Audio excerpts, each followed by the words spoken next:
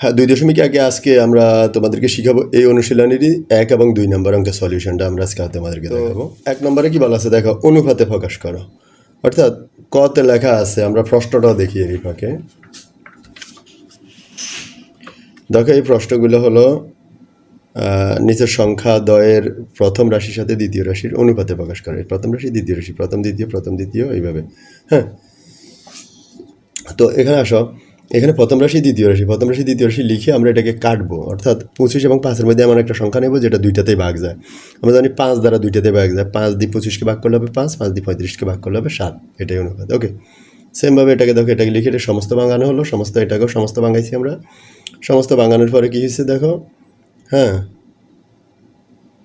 এই 5 এবং 22-এ গুণ করছি, এটা হয়েছে। আর এই 3 এবং 47-এ গুণ করছি, এটা হয়েছে। ওকে, এবার আসে এখানে এটার ক্ষেত্রে 1 বছর 2 মাস, পরেরটাতে 7 মাস। তো এইখানে 7 মাস ঠিক রাখলাম।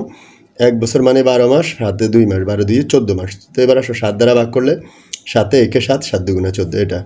এবার এখানে হয় 7 কেজি, এখানে 2 কেজি 300 গ্রাম। কী করলাম, 2 কেজির সাথে 1000 দ্বারা যদি গুণ করো তাহলে এটা হয়ে যাবে 2000 গ্রাম। পাশে আছে 300 গ্রাম, তার মানে 2300 গ্রাম। আর এখানে 7 কেজি মানে 1000 গ্রামে 1 কেজি, তো 1 কেজি মানে 1000 গ্রাম, 1000 দ্বারা গুণ করলাম, হ্যাঁ, 7000।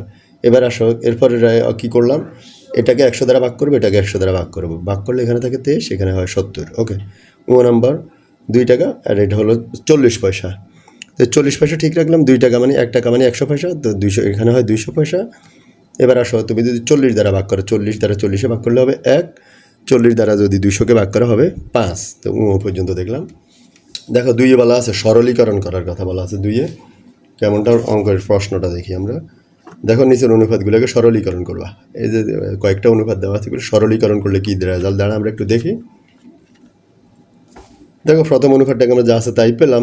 পাওয়ার পরে কী করছি দেখো, পাওয়ার পরে আমরা এই যে এটাকে কেটে ছোট করলাম।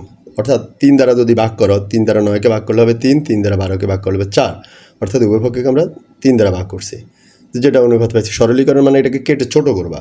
সেমভাবে ধরো এটার 2টাকে 3 দ্বারা ভাগ যায়, এটা হয়েছে। ধরো এটা 2টাকে 9 দ্বারা ভাগ করলে এটা হয়, এটা 2টাকেই 13 দ্বারা ভাগ করলে এটা হয়। ওকে, ডান।